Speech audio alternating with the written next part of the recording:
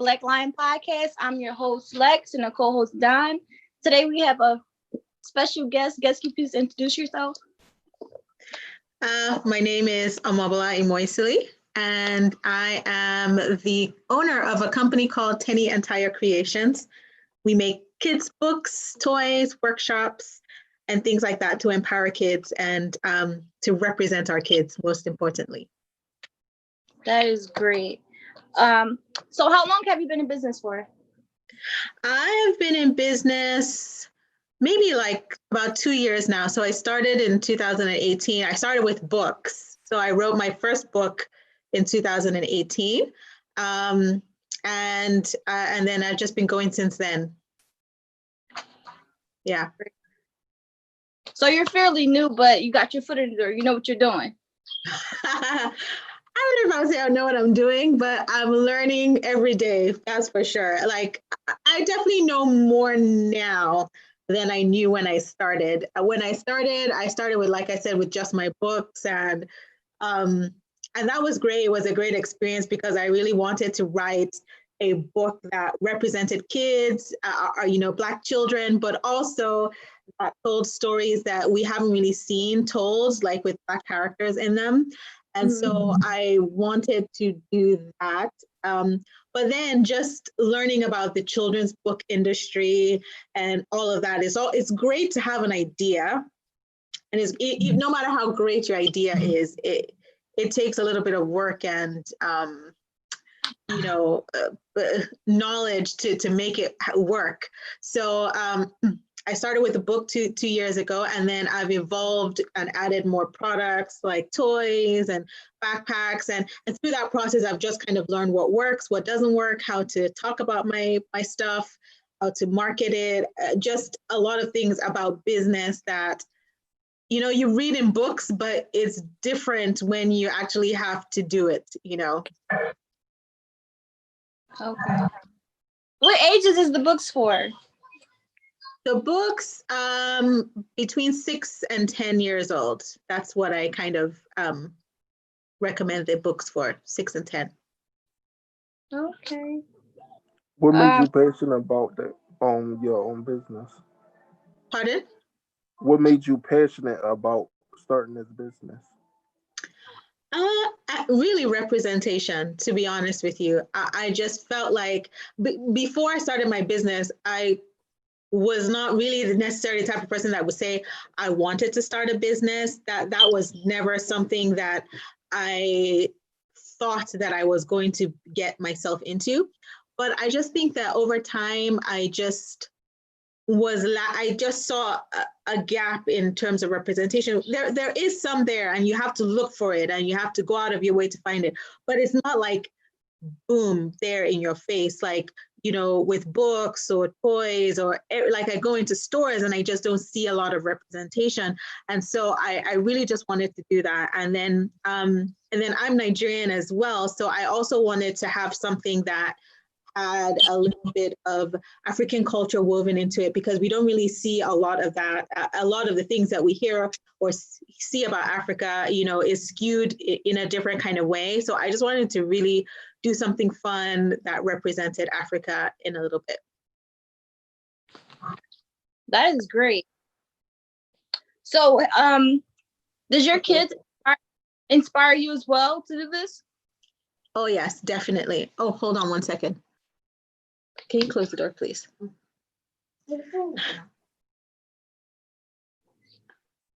That's my kids coming in, trying to interrupt.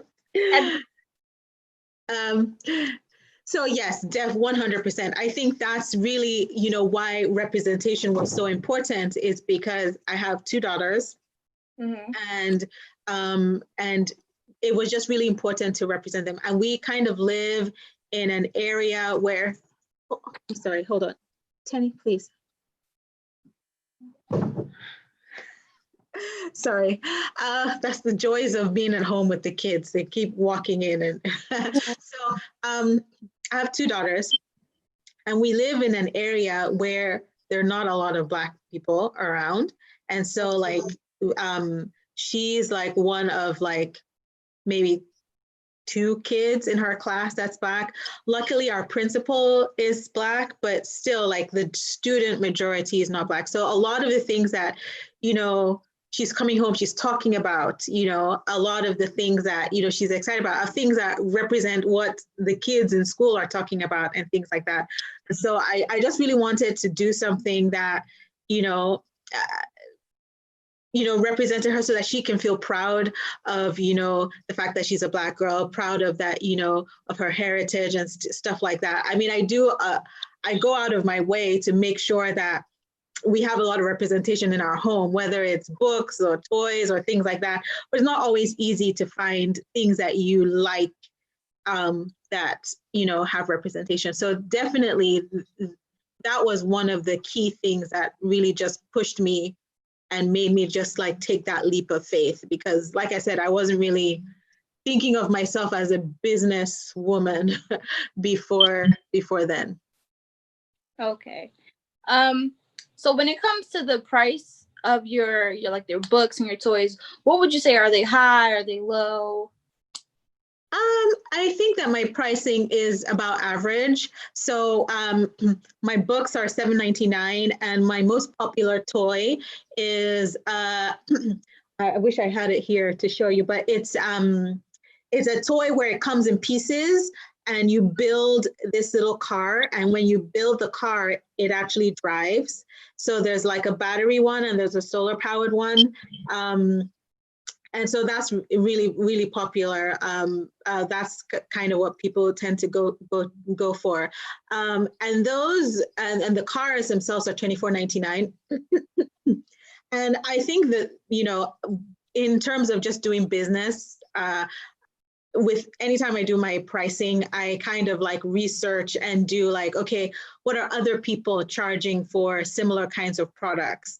To figure out, even sometimes when I would prefer to charge higher because maybe I am not able to get the product as cheap as I would like, maybe as a big company, I still try to stay within range so that people feel like they're getting value, you know, when they shop, you know, when they come to my store and they shop, they feel like, okay, I spent $24.99, but I got this great toy and I feel like it's worth it, versus I spent $40 and it's like, oh my goodness, what is this? So, you know, so I try to keep my prices about average, and I do a lot of research to make sure that it's a fair price.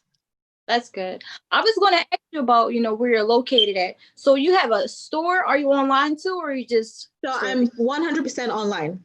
Online right now? So 100% online. I do a lot of, well, I before the pandemic, most of my sales were done at pop-up shops. So I would go to like different pop-up shops, like different markets in the mall, or, you know how they're like farmers markets or shops in the mall and things like that. So I didn't have like a permanent location. So I would go to different markets, and then I had my online store. Now with the pandemic, I'm trying to drive most of it online, but I definitely don't have like a physical store where you can say, okay, you're going to go to this store and find all my products there. You'd have to come to the website and then you'd find the products. Okay. When you started your business, were you like hesitant about going forward with it? Like, did you have any doubts before you really put your foot in the door? You know, no. No? Well, that's great. That is great. I tell you, you know, I think that part of it too was like my job at the time. I had a really, you know, I was doing really well in corporate America. You know, I was doing really well, I was paid really well, and it was like going, you know, like at the time, like, you know, a few years ago, I really felt like the sky was the limit for me in this, especially I was working for this company I really loved. And then things just started to go left, you know. I was still in my job, I was still getting paid very well, but I just felt like there was something missing. I just felt like, you know, the job wasn't just fulfilling me anymore. And I tried to talk with my boss. And I think one day I really just snapped. And I was just like, I can't do this anymore. And I started to work on the book. And so it was almost like my focus just shifted. And so I just started to work on the book, and I started work on the business. And like, once I just decided that that was what I was going to do, there was no turning back. There was no, there was no hesitation. I was just like, okay, I'm just going to do whatever I can. I'm going to go forward with it. And I just decided, and I just did it. Can you tell us how many copies did your first book sell? My first book sold, well, I don't know the total run. Well, I would say I know I bought 1,000 books. Okay. At the beginning, and I'm probably down to my last 50. So yeah, so that's probably about how much. That's great. Yeah, because I was like, oh, do I keep account? But I remember that that's how much I bought in the beginning, and this is how much I have left. That's good. Yeah. Do you have like employees? Pardon? No, you can finish saying what you were saying. Oh, and so I have 2 books because it's part of a series. So the books are about this, African fairy who travels to countries helping kids solve problems. So she goes to different countries, and they go on this adventure, this, magical adventure, and learn about life and things like that. And so each book takes place in a different country. So there's 2 books out so far, and I'm working on my 3rd.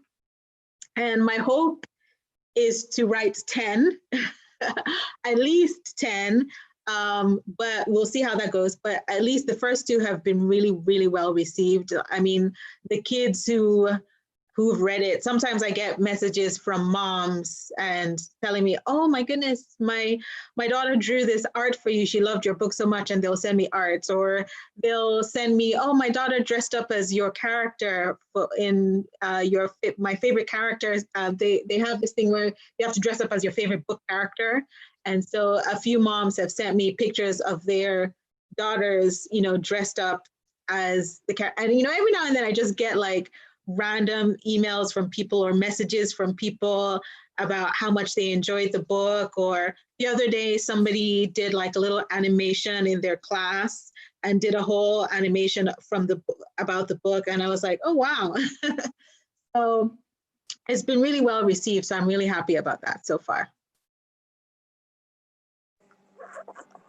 Do you have employees? If so, how many?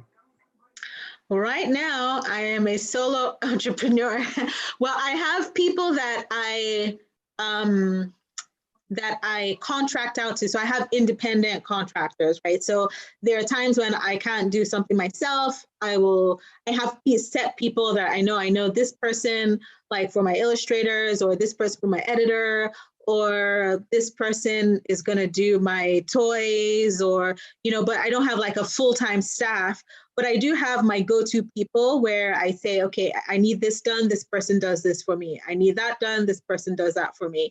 So until it gets to a point where I'm like ready to hire somebody full-time, then, I'll do that. But right now I hire a lot of people, I have a lot of freelance workers that I work with on different projects as the time comes up. And my daughter is now trying to, get into it with me too. She's 8, so she's like very fascinated about stuff. So like when I get my new batch of toys in, she helps me package them, put all the boxes together, and she's really excited about that. She wants to come with me to pop-up markets, and so she's kind of my little employee in a way. I was going to ask you, do you involve your kids, and are you going to like make a book about your kids? Well, my company is their names. So my company is called Teni and Tayo Creations, and my daughters are Teni and Tayo. So they've got like center. they're the main thing. So I haven't written any books about them specifically, but their names are in the in the company. And I do run a lot of ideas by them. Like, I'm like, oh, do you like this art? And, it's interesting because one day I was thinking about a new toy to launch. And there was this toy, I did not think it was going to be a good toy at all. And I sat down and she was like, and I was like, which one do you like? And she was like, oh, I like that one. And I was like, really? And so I decided, okay, let me try it. So I bought a few and I bought just a handful. And then I went to a pop-up market and people are like, oh, can I have that toy? And I wasn't expecting anybody to buy this toy, but she clearly knew something that I didn't know, because I would never have thought to do this toy, but people like it.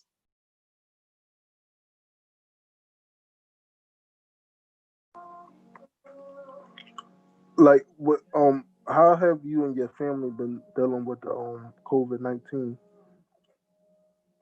Well, it's definitely been very rough, especially for me and my business, because before the pandemic hit, I told you I make this car where kids come together and kids can build the car from scratch, and they can, and once they build it, it actually drives and comes with paint and all of that kind of stuff.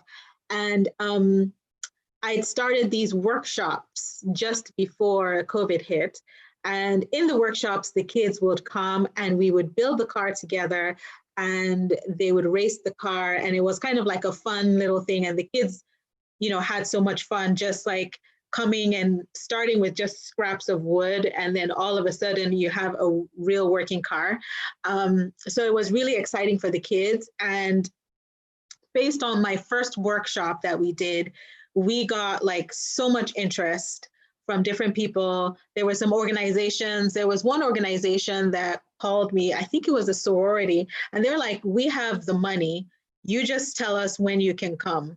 And they're like, we've already got the money, is not the issue. And I sent out my first invoice and we were all getting excited. And then the next week, COVID hit and everything was canceled.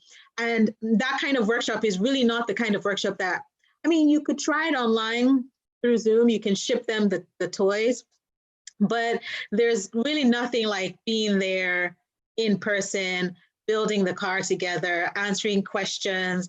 And then, when we did the workshop, like the kids would race the cars, they'd show off their designs, they'd put it, they would race their cars and all of that. And so that was like a really fun part of the experience. And you can't really get that experience, through Zoom. So a lot of the sessions I had booked, got canceled.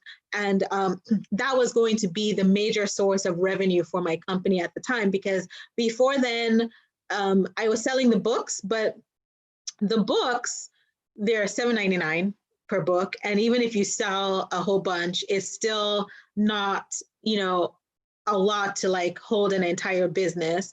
And then I had some other merchandise, which was helping as well, but still wasn't, enough to like say, okay, this is like something I want to put all my effort into. But when the toys came along and the workshop came along, that was really something that I saw as being a turning point in the business. And then COVID came, and that just killed. And I was so excited. Like, I built a whole special website for this workshops, and I was like, oh, we can do this and we can go here. And my husband and I were thinking of all the like places we could go, like in the Black neighborhoods, we could go, like little coffee shops, we could do workshops in coffee shops, we could do so like it was like an exciting time, because people were so interested in it. And then COVID hit and everything got canceled. And I remember at the beginning, I was still thinking, maybe this is just for a month. And so I had some workshops scheduled out for a month, and I was like, I'm not going to cancel these, because we're going to come back and we're going to do this. And nope, nothing happened. And here we are still to today. So it's definitely been very tough to deal with, especially like having all the workshops and all the invoices that were out there, and I was ready to like collect, and then it just all got canceled. And then all the pop-up markets that I was doing before, all down the drain. So there was no pop-up markets, no workshops, no anything really. So it was really a tough time. And then, but from there, one of the things I used to do prior to the pandemic, I used to visit schools and talk to them about my books. And I would tell them about my writing process, and I would tell them, you know, show them some pictures from behind the scenes and things like that.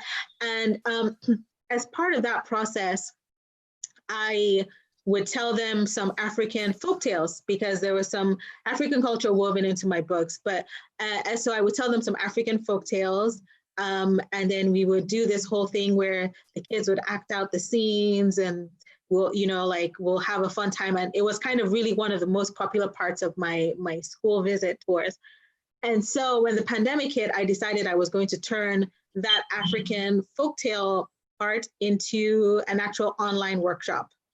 And so, and that, I guess that is one good thing that came out of COVID, because I probably would not have done that prior if COVID hadn't happened.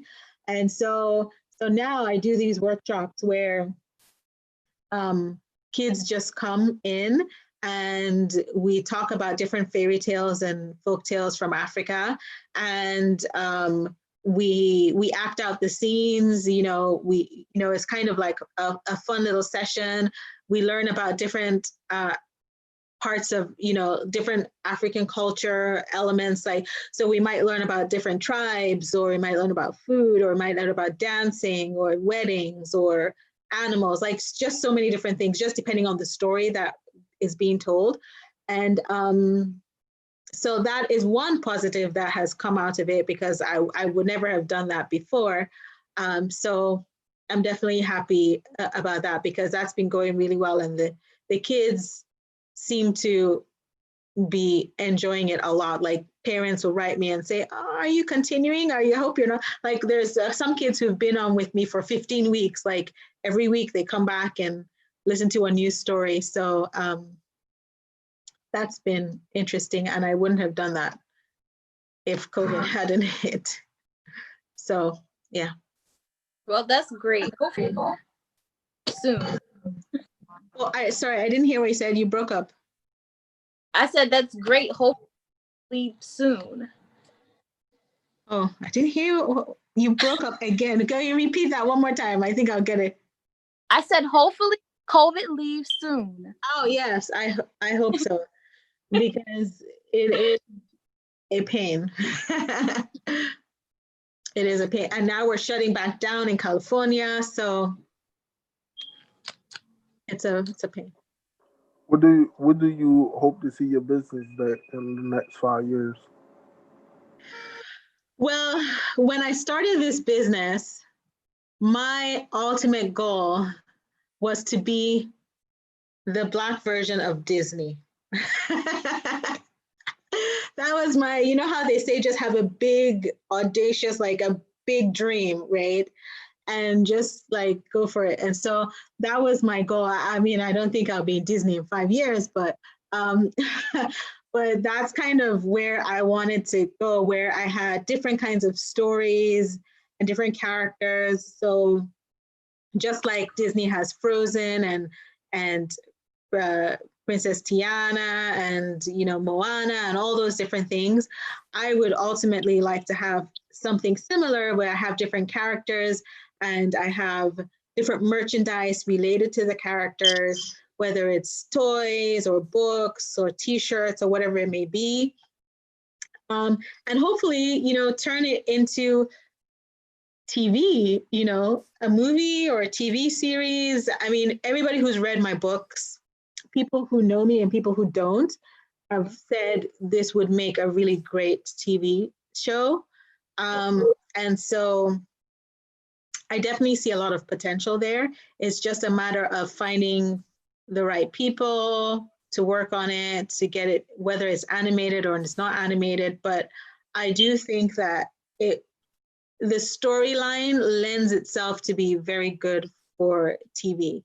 And I do think also the storyline lends itself to be very global in nature. So even though it's a Black character and the lead is Black, and it's, it's surrounded by, it has a little bit of African culture woven into it. The nature of the story, because it takes place in different countries around the world, it lends itself to being a very global story that any child anywhere can enjoy. And even my readers, right?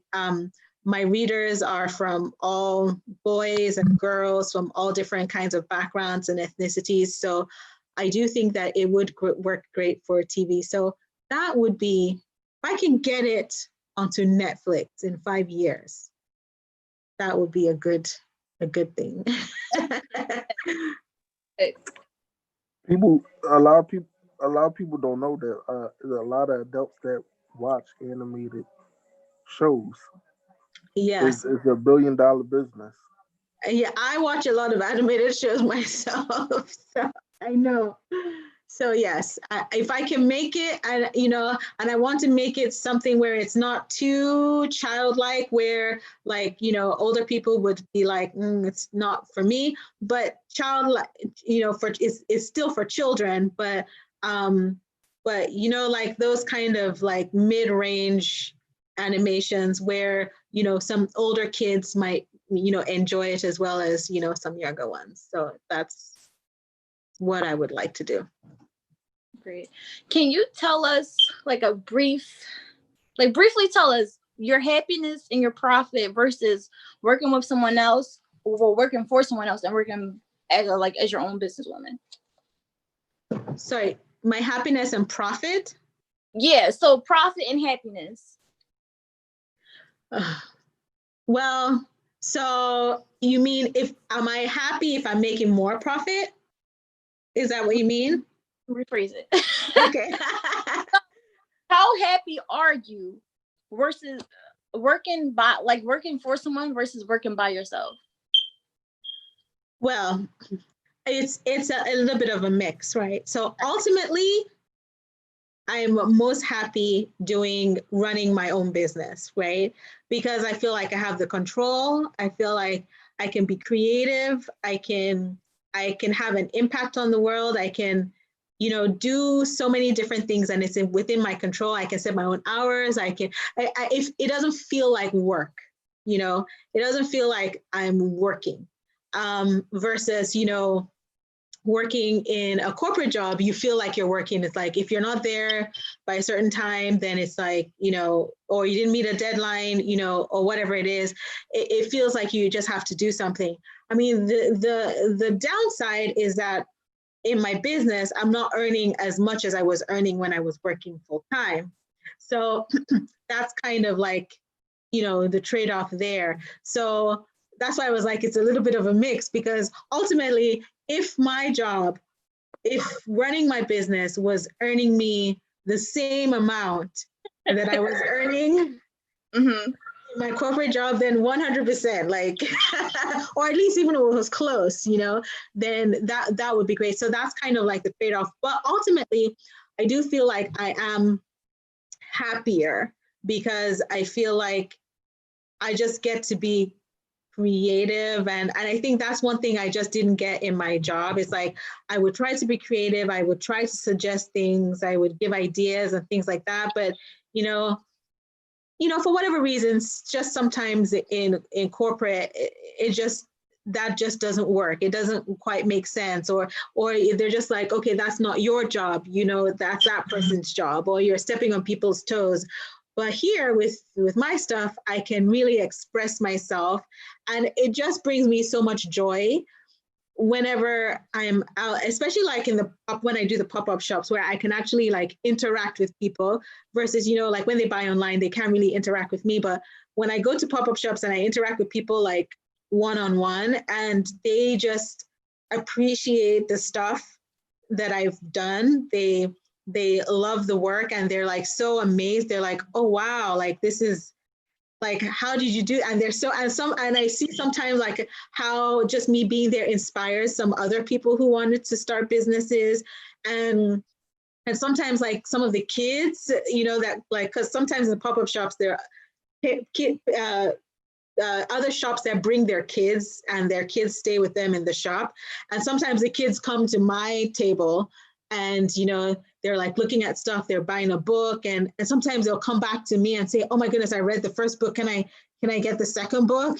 And so I really just, that feeling of, you know, you've created something and it's having an impact and people are really enjoying it and responding to it. I think that's just like an experience that,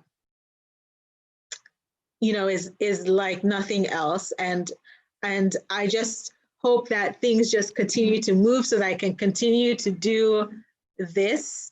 And yeah, but it's definitely been really great. The people, the way the kids, the parents have responded, and just interacting with people and just seeing how appreciative or how surprised or impressed, you know, they are is really great. Do you have inspiring words for the audience who want to start a business but haven't done so yet? I would say just do it. That, you know, that's kind of my motto. That's good.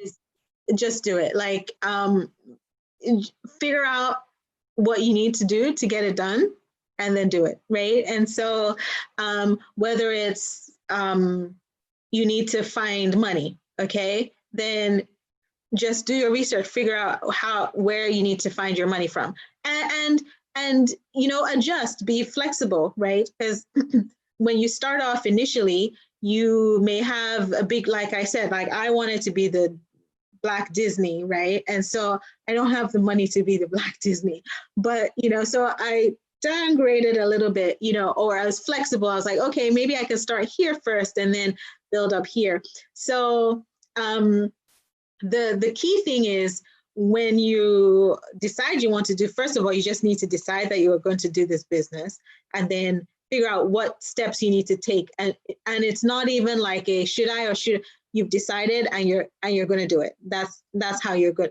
You should approach it, and then figure out what you need to do. And if there's something that you're not able to do or is not within your, like, just figure out what the workaround is, because your goal is to get to the end point, and there are going to be obstacles along the way. And the obstacles don't mean stop. It just means find a different workaround, whether it's adjusting your goal, is whether adjusting the product you want to, maybe you start with a different product, or, you know, because there was a time I wanted to do, you know, a certain type of toy, and in order to get this toy to market, it was going to cost a lot more money than I was able to invest.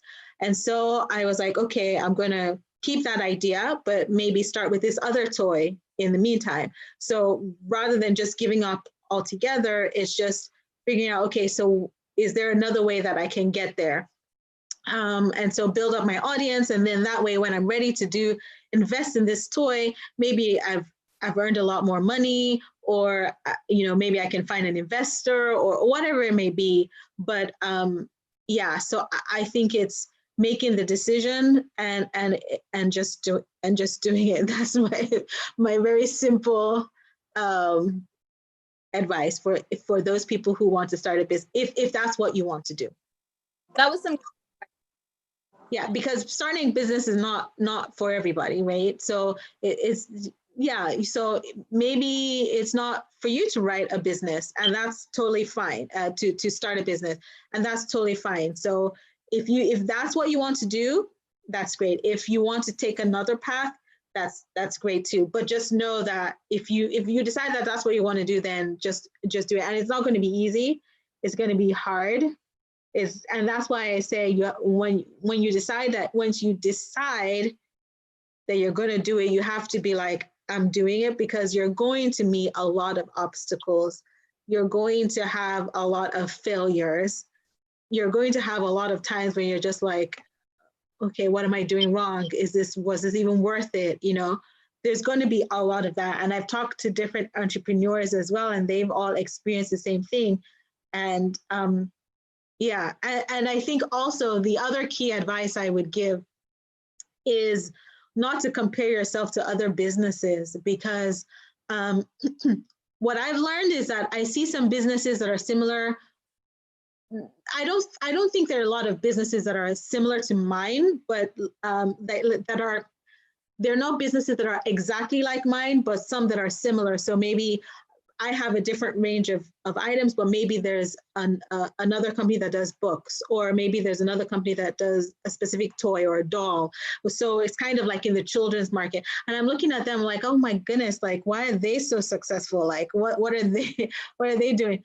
But what I've learned is that everybody starts at different places, and everybody has different resources, and you may not even know what that other business had. Like, there was one time I was looking at this business and he was saying, oh, he had his church backing, right?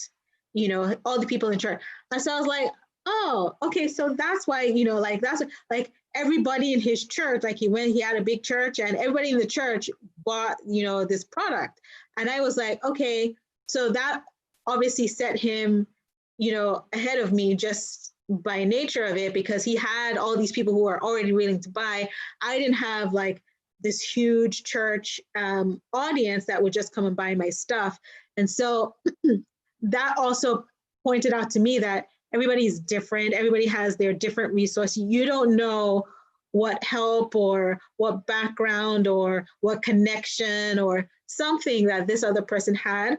And so don't use that to think that, oh, you're doing something wrong or it's bad. It's, you just don't know. And they could have been working on it for so many years that you don't even know about. And then they just come out and you think, oh my goodness, it was so easy, but it wasn't. And they could have had so many failures before that you don't know about. So I think that's a key thing, because you can get depressed very quickly when you start comparing yourself to other businesses that maybe are doing better than you, and you're like, what are they do? Why them but not me? So yeah. Makes sense. Okay, can you tell the audience where we can find your books and products? So you can find them on teniandtayo.com. So that's TENIANDTAYO.com. So teniandtayo.com. And everything is on there. The books, the toys, the t-shirts, the backpacks. Yeah, everything is on there. How did you do your t-shirts? Like how, like what company did you use to put your brand on the t-shirts? So for my t-shirts, I do those print on demand. So I do those print on demand because it's just easier. Anything to do with sizes kind of like make me a little bit nervous, because then you have to figure out, okay, are people going to be wanting smalls or mediums or larges? And then you have a whole bunch of larges and everybody wants a small. So with that, for now, at least it's print on demand that I do. So that one, if you get a t-shirt, it'll take maybe about 10 days. But and I try to put on the website the products that are print on demand, because there's the t-shirts and a couple of other products that are print on demand. But the toys, those I keep inventory. The toys, the books, yeah, the toys and the books, I definitely keep inventory for those, so that I can ship them out as soon as people buy. But the t-shirts are print on demand, and I use multiple different ones depending on the design of the shirt.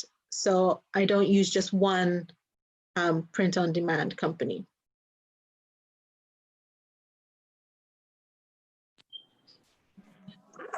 So you basically you use Shopify, something like that?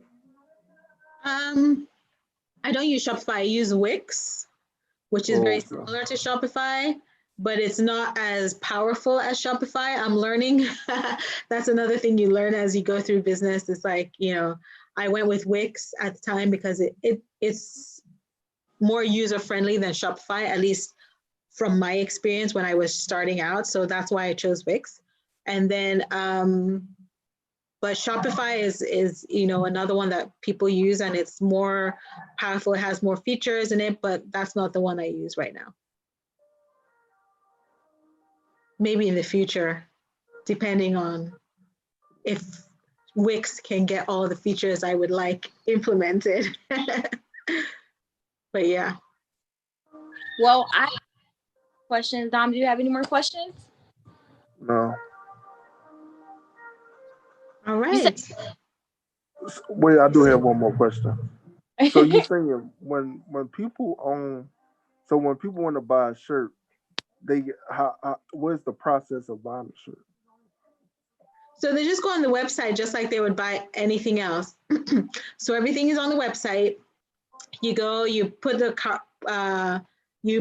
product in your cart, and then you just pay for it, and then it just gets shipped directly to the customer. And you just, whatever the price is plus shipping. I try to keep my shipping pretty low, and then and if you buy, I think it's over $40, then you get free shipping. And then you can buy the shirts alone, or you can buy, sometimes people buy the shirt along with other things, like because the character on the shirts is the same character on the toys. So oftentimes they want to buy the toy plus the shirt at the same time. So you can do that, and then you just pay for it just like you were shopping online for any other thing. So it's not different from that. So everything is pretty transparent. You can pay either with your credit card or with PayPal, and it's just there. And so once you just order it online, I get the order on the back end, and then I fulfill it. If it's a t-shirt, then it's a print on demand. So I work with with whichever company who's doing the t-shirt, right? For that specific shirt, and then I just send some of the print on demand companies. They connect directly to the website. So once the order comes in, you don't need to touch it. It'll just ship directly to the customer and you're done. I like that a lot because it's no work for me. And then there's another company I use, and you have to actually enter the order. So once somebody places the order with you, you then have to go to their site and enter the order, and then they ship it to the customer. But either way, for the t-shirts, the order goes to the company, and then the company makes the shirt and then sends it directly to the customer on your behalf. So at least I don't have to keep inventory for t-shirts. That's good. Well, we definitely appreciate you coming on our podcast. Yeah. Give us a lot of information that I was looking for. Thank you. Thank you for having me. How did you find out about my company, by the way? I was curious. I don't know if I found you on Instagram, or I forgot how I found you, but I believe it was Instagram though. Okay, I typed awesome. in black businesses, and I just scroll down, start sending invitations out to people. Awesome, awesome. Well, thank you so much for having me. We thank you. And good luck with your podcast. Thank you. Yeah. Good luck with Christmas. I know Christmas is coming up, so I know you're going to get a lot of orders. Fingers crossed. I'm waiting for all the orders to come through. Yeah, but yes, it's been going so far so good. So I'm happy about that. Great. All right. Well, enjoy your day. Thank you. Thank you so much. All right. Bye.